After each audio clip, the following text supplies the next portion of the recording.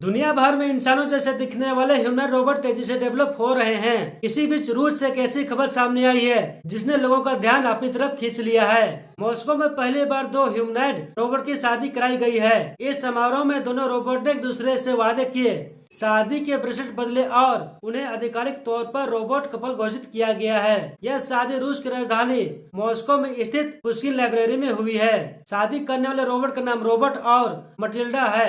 इन दोनों को सबसे पहले सेंट पीटर्सबर्ग इंटरनेशनल फोरम 2024 में भी दिखाया गया था। रोबोट को एक ऑफिस कर्मचारी और फ्लोर की तरह तैयार किया गया है, जबकि मटिल्डा का डिजाइन एक बैले डांसर से प्रेरित है। समारोह के दौरान दोनों रोबोट ने एआई की मदद से तैयार किए गए डॉलर के जरिए शादी की शपथ ली। अंगूठी की जगह दोनों ने एक दूसरे को ब्रेसलेट पहनाए। दिलचस्प बात यह रही कि शादी के ब्रेसलेट एक रोबोट डॉग लेकर आया। समारोह की संचालिका ने इसके बाद दोनों को रोबोट पति पत्नी घोषित कर दिया। अगर आप सोच रहे हैं कि क्या अब रोबोट सच में शादी करने लगे हैं, तो ऐसा बिल्कुल नहीं है। यह कानूनी शादी नहीं थी। इसका मकसद लोगों का ध्यान ह्यूमन रोबोट और आर्टिफिशियल इंटेलिजेंस बेस्ड टेक की तरफ अट्रैक्ट करना था। इस आयोजन के पीछे रोबोट बनाने वाली कंपनी आईटी इंपीरियल थी।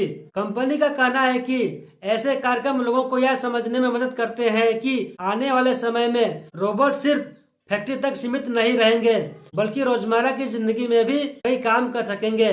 दुनिया की कई बड़ी टेक कंपनियां भी ह्यूमन रोबोट्स पर तेजी से काम कर रही हैं, जैसे कि टेस्ला का Optimus, Figure AI, Unitree, Boston Dynamic जैसी कई दूसरी कंपनियां भी ऐसे रोबोट विकसित कर रही हैं जो इंसानों की तरह चल सके, सामान उठा सके और अलग अलग काम कर सके।